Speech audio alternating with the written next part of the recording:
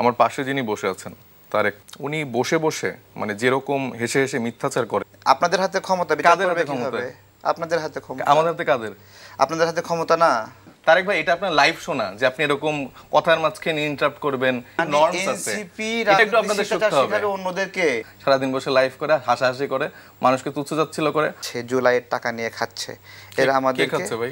আপনারা খাচ্ছেন। আপনারা কারা? আপনারা এনসিপি।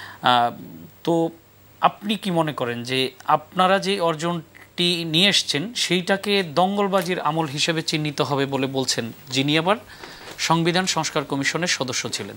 কি মনে হয়? দেখুন, এখানে তো অনেকগুলো প্রসঙ্গ উল্লেখ করলেন। তো এখন দঙ্গলবাজিটাকে আসলে আমাদেরকে উল্লেখ করেছেন নাকি আসলে সামগ্রিকভাবে উল্লেখ করেছেন, সেটা একটা দেখার বিষয়। যেহেতু আপনারা মূল স্টেক ছিলেন, আপনাদের নেতৃত্বেই অর্জনটা এসেছে, সেই জন্য বলছি যে তাহলে আপনাদের দায়টা বেশি ছিলাম। কিন্তু বর্তমানে মানে যারা আসলে দঙ্গলবাজি বলেন বা মানে ঝামেলাগুলোর সূচনা করার মূল কারিগর, তারা তো আর আমরা না। আমাদের বলতে পারেন যে জুলাই গণ অভ্যুত্থানের সময় সামনে থেকে আমাদের দলের অনেক নেতারাই ফাইট করেছেন এবং অন্যান্য রাজনৈতিক দল এবং স্টেক হোল্ডাররা যারা আছেন তারাও ছিলেন অবশ্যই। কিন্তু বর্তমানে যেসব নোংরামিগুলো হচ্ছে বা আসলে নেগেটিভলি পোর্ট্রে করা যায়, সেগুলো আমি মনে করি মানে বা বহিরাগত যেসব দলগুলো আছে তাদেরই দায়ভার বেশি। এর মধ্যে আমি মনে করি যে আমার পাশে যিনি বসে আছেন তারেক, উনিও বড় অংশে দায়ী।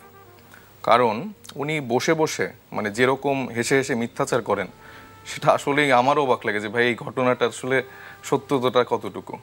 একটু আগেই তিনি যা যা বলছিলেন, মানে তার মধ্যে অধিকাংশ তথ্যই মিথ্যা, অধিকাংশ তথ্যই আসলে বিভ্রান্তকর। এবং ওনার এই কনফিডেন্টলি যে মিথ্যা বলার একটা অভ্যাস, এটা শুরু থেকেই ছিল। উনি যখন গণ অধিকার করতেন, উনি গণ অধিকার ভাঙারও একজন কারিগর এবং তার শুধুমাত্র ব্যক্তি আকাঙ্ক্ষা, ব্যক্তি ইচ্ছা, এগুলোর জন্য দলটি সে সময় ভেঙেছিল। এবং বর্তমানেও একটি বড় রাজনৈতিক দল বিএনপি, তাদের থেকে তিনি একটা আশা পেয়েছেন যে তাকে একটা আসন হয়তো বা ওনারা দিবেন।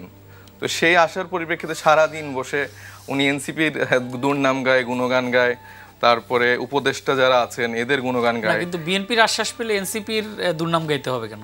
এটাই তাকে কাজ এটাই দিয়ে দেওয়া হয়েছে যে তারেক, তুমি বসে বসে সারাদিন এই আক্তার কি করলো, নাসির কি করলো, নাহিদ কি করলো, এগুলা গুণগান গাও। সে যেগুলো বললো সেটা কোনটাই প্রমাণিত আছে? এই যে দুর্নীতির কথা বললো, এত কোটি টাকার দুর্নীতি, অত কোটি টাকার দুর্নীতি, কোনটা প্রমাণিত আছে একটু বলতে বলেন তো।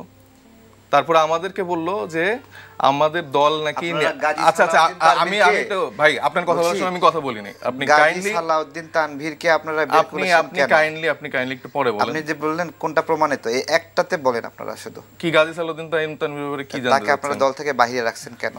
তার ব্যাপারে এরকম অভিযোগ এসছে, সেই জন্য তাকে বাইরে রাখা হয়েছে। কিন্তু বলেন একটা প্রমাণ দেন, আমি তো একটাই আপনাকে দিলাম। না কিন্তু গাজী সালাউদ্দিন তানভীরের ব্যাপারে কোন প্রমাণ কি হয়েছে? আপনারা বের করে রাখলেন। দুদক এটা কি আমাদের দায়িত্ব নাকি দলের দায়িত্ব? দলই তো বের করে রাখলো। না দলের দায়িত্ব মানে তার বিরুদ্ধে যে অভিযোগের কথা বলছেন আপনি অস্বীকার করছেন, সেটা বাংলাদেশের আইনের জায়গায় কি প্রমাণিত হয়েছে? এটাকে বলেন যে বাংলাদেশ আইনে যে কি প্রমাণিত হয়েছে? আপনি অস্বীকার করছেন। আমি কি অস্বীকার করি নাই তো, আমি তো বলছি যে আপনি বলেন যে একটা প্রমাণ চেয়েছিলাম, আমি দিলাম। না আপনি আমাকে বলেন যে এই আইনের যে জায়গাটা বললেন যে সে দুর্নীতিগ্রস্ত হয়েছে বা আসিফ মাহমুদের পিএস কে সরিয়ে রাখলো কেন? তাকে কি কে সরাইছে? সরায়নি। কে সরাইছে ভাই? তাহলে গেল কেন সে? কি মানে আপনি আমাকে মূল কাহিনীটা বলেন, কে সরাইছে বলেন। আপনি তো কিছু মানে কিছু পোর্টাল আছে না, কিছু পোর্টাল, এই দুইজনের তো এনআইডি স্থগিত আছে তাই না? আনোয়ার টিভি আছে না, আনোয়ার টিভি, তারপরে যে যমুনা টিভির গাজী সালাউদ্দিন তানভীর এবং আসিফ মাহমুদের পিএস, এই দুইজনের এনআইডি স্থগিত আছে। কেন স্থগিত করলো? কে স্থগিত করছে? দুদক স্থগিত করছে। তারপরে নেক্সট কি হইছে? কি হইছে বলেন আপনি বলেন, আপনি তো সব জানেন। আপনি তো স্থগিত করে রাখছে, নেক্সট কি হতে হবে? নেক্সট বিচার করলো না কেন? বিচার করলো না কেন? তাহলে করলো না, বিচার করে না কেন করলো না? আপনাদের হাতে ক্ষমতা, বিচার করবে কিভাবে? আপনাদের হাতে ক্ষমতা। আমাদের হাতে কাদের? আপনাদের হাতে ক্ষমতা না মানে কাদের সেটা একটু বলেন। আপনাদের হাতে। আপনাদের মিন্স কাকে বলছেন? আপনার এনসিপি, আপনার নাগরিক কমিটি, আপনার নাগরিক পার্টি। এত ক্ষমতা যে বিভিন্ন মানুষ দুর্নীতি করে বেড়াচ্ছে, সেগুলো অভিযোগ আসার পরে সেগুলো আটকে যাচ্ছে। আটকে যাচ্ছে না, কোথায় আটকে যাচ্ছে বলেন? আটকে তো আছে। দুদকে গ্রেফতার করেছে। দুদক কি এনসিপি চালায়? আপনাদের রিয়াদ গ্রেফতার হলো না? আমাদের রিয়াদকে এই যে গুলশানে চাঁদাবাজির জন্য গ্রেফতার। সেই রিয়াদ কোন দল করে? আপনাদের দল করে, এনসিপি করে। এনসিপি করে না। কোথায় আপনি একটা ইয়া দেখান তো, কোন কমিটিতে আছে সে? ইয়া করে যে কি আপনাদের দলের নাম কি? আমজনতা পার্টি করে। আমজনতা পার্টি বলে? দেখেন আপনি এখন আমার সামনে মিথ্যা কথা বলে আমাকে মিথ্যা, না না না, আপনি যেভাবে বলছেন যে এনসিপি করে, সেটা আপনি দেখান যে কোথায় কোন কমিটিতে আছে। এনসিপি তো করে, সে কোথায় কোন কমিটিতে আছে ভাই? তারপরে ওই যে অপু, ও তো এনসিপিরই তো। সেটা আচ্ছা ঠিক আছে, আমি ধরে নিলাম এনসিপি, তার নিশ্চয়ই একটা ডকুমেন্টেড ফাইল আছে, সে অমুক থানা বা অমুক জায়গায়, আমাকে একটা লিস্ট দেখান। আরে বাবা, সে তো, আপনি কি অস্বীকার করছেন তারা এনসিপির অন্তর্ভুক্ত না? না, ডেফিনেটলি তারা অন্তর্ভুক্ত না এনসিপি। যাক, এটা দেশের মানুষ জানলো যে রিয়াদ, তারপরে এই যে এরা এনসিপির অন্তর্ভুক্ত না। ডেফিনেটলি আমি তো আপনাকে, এই যে আরেকটা মেয়ে তমা, আমি তো আপনাকে ন্যাশনাল মিডিয়াতে, তমা গ্রেফতার হলো, তমা আপনাদের সংগঠনের না ভাই? আমি আপনাদেরকে ন্যাশনাল মিডিয়াতে বলছি, উনি যেগুলো এরকম আস্তে আস্তে উনিকে এটাকে আপনি বলেন, আমি তো বলতেছি যে আপনি বলছেন কমিটিতে দেখেন কতগুলো দেখলাম আমাকে, আপনাদের এই যে আপনাদের একটা ছেলে, সে হলো তারেক, আমি একটু ভাই জীবিত মানুষকে মৃত দেখায় তারেক ভাই, এবং মামলার টাকা তুলে খায়। তারেক ভাই একটা দেখান। তারেক ভাই, এটা আপনার লাইভ শোনা যে আপনি এরকম কথার মাঝখানে ইন্টারাপ্ট করবেন।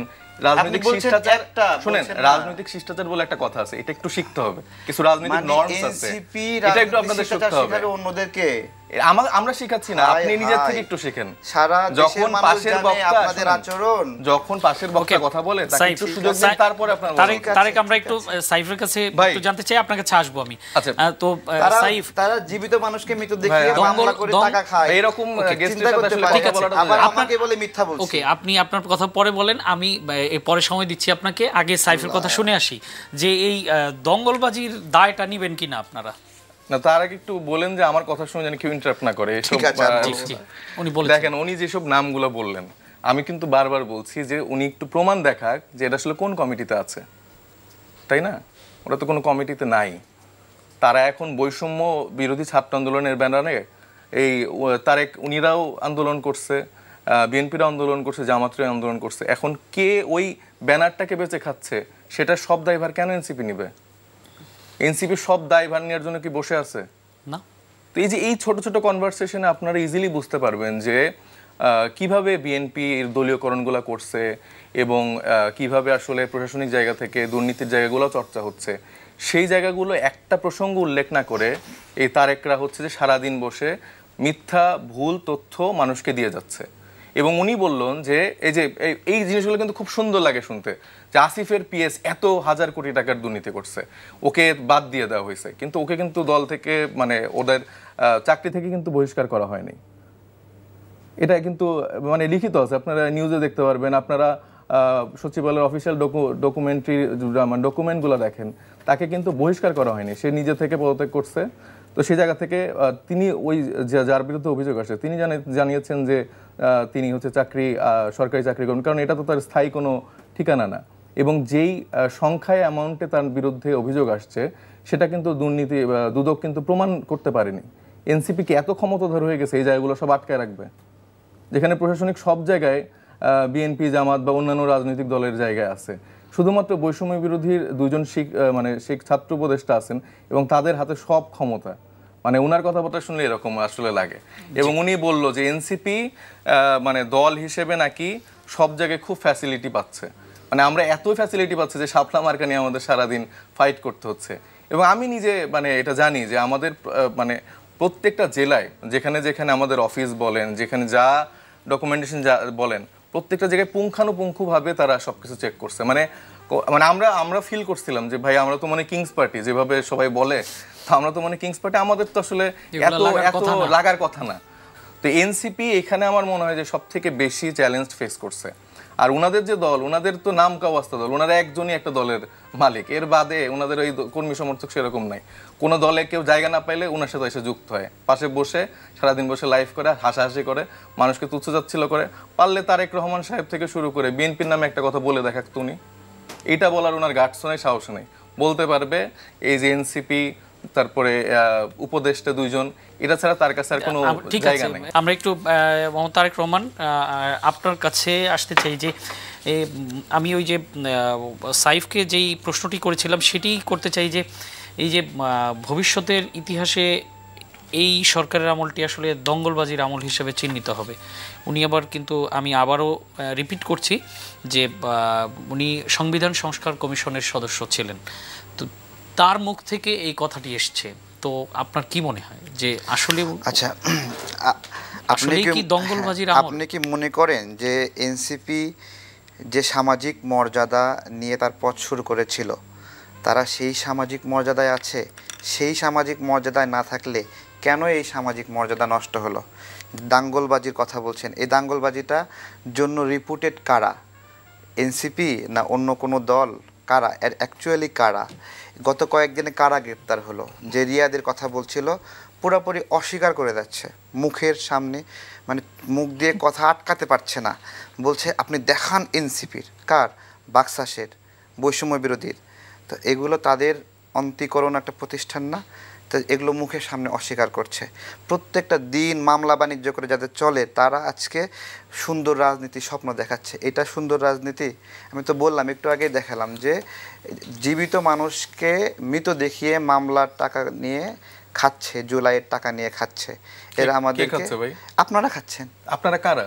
আপনারা এনসিপি। আপনি তো একটু জাস্ট নাম বলে দেন, আপনারা খাচ্ছেন। এনসিপি আপনারা খাচ্ছেন, আপনি খাচ্ছেন। আপনি প্রমাণ দেন সেটা। হ্যাঁ দিচ্ছি, এই যে প্রমাণ দিচ্ছি। বলেন সেটা কি? এই যে আপনার হলো কালের কণ্ঠে নিউজ হয়েছে নাকি আনোয়ার টিভি? হ্যাঁ না, কালের কণ্ঠে কেন? আপনারা সবাই আনোয়ার টিভি মনে করেন, আপনি যারা বিবিসি, আপনি লিটারালি আপনারা সবাই আনোয়ার টিভি মনে করেন, আপনারা বিবিসি। সাইফ, আপনি যখন বলেছেন তারেক কিন্তু মাঝখানে ইন্টারাপ্ট করেন, ভাই ক্লেম করলো, ভাই আপনি সবাই পাবেন। বারবার ভুল তথ্য দিচ্ছে, এটা তো ক্লেম করলো। এই জায়গাটা আপনি একটু বলা উচিত। আমি দিচ্ছি তথ্য, আপনি তো তথ্য নিতে যাচ্ছেন না।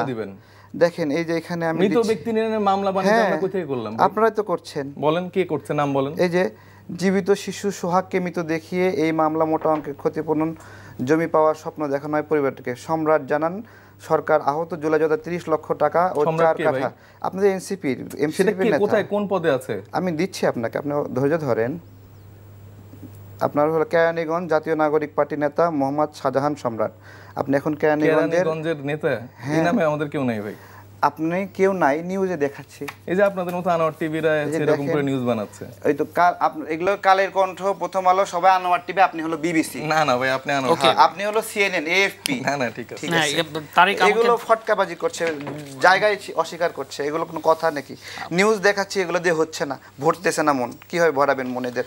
আমাকে একটু বলেন তো আসলেই কি ওই ফিরোজ আহমেদ যেটি তারপরে বলতেছে একজনের পার্টি। 2000 কোটা সংস্কার আন্দোলনে আমি উদ্যোক্তা, বারবার বলছে একজনের পার্টি। আমার দলের লোকই মারা গেছে 7 জন, আমাকে বলছে একজনের পার্টি। 100 জনের উপর আমাদের আহত তালিকা রয়েছে, বলছে একজনের পার্টি। অসম্মান করতেছে বারবার। ঠিক আছে, কি বলবো? তোমরা যখন আন্দোলন বন্ধ করে দিছো সেই সময় আন্দোলনের হাল ধরছি আমরা। আপনি এরকম শোতে কাউকে তুমি করতে পারেন? আচ্ছা আপনারা ধরেন, আমি সরি, দুঃখিত। না না না ঠিক আছে, ঠিক আছে। আপনারা যখন আন্দোলন বন্ধ করছেন তখন আমরা আন্দোলনের হাল ধরেছি। আপনার থেকে এরকম আচরণ আমরা এক্সপেক্ট করি। আপনি বলেন। ঠিক আছে, হাল ধরেছি। আপনি বারবার বলছেন একজনের পার্টি। আমার পার্টি যদি একজনের সংস্কার আন্দোলনে কেউ যদি মানে স্যাবোটাজ করে, সেটা ছিলেন আপনি। মানে নুরুল হক নূর থেকে শুরু করে তাদের কাছ থেকে শুনেন, আমরাও কোটা সংস্কার আন্দোলনেই ছিলাম, সামনের সারি থেকে ছিলাম। সামনের কোন সারিতে ছিলেন আপনি? আমরা ঢাকা বিশ্ববিদ্যালয়ে পড়ালেখা করছি, সেই সময় যখন নুরুরা আর সামনে আসতে পারছিল না, সেই সময় আমরা 10-12 থেকে 15 জন এই আন্দোলনটাকে নেতৃত্ব দিয়েছি। কোথায় নেতৃত্ব দিয়েছেন দেখেন? এটা কি আমরা ছবি নিয়ে বসে আছি নাকি? আপনার মোবাইলে আপনার ছবি থাকবে না? তারেক আমরা একটু আলোচনায় ফিরি। 18 সালে কোটা আন্দোলন নিয়ে ভাই ওনার সাথে আমাকে ডাকছেন না, ওনার সাথে কথা বলতে। তারেক আমরা একটু আলোচনায় থাকি। কি অসম্মান করছে এভাবে যে একজনের দল বারবার বলছে। মানুষ আমার দলে একজনের যদি হয়, আমার কথাটা আপনি কি মিথ্যা প্রমাণিত করেন দলিল দিয়ে, তথ্য দিয়ে? আপনি সত্য কথা বলেন ভাই, তাহলে একজনের দল। আপনি সত্যতার সাথে সত্য কথা বলেন। তারেক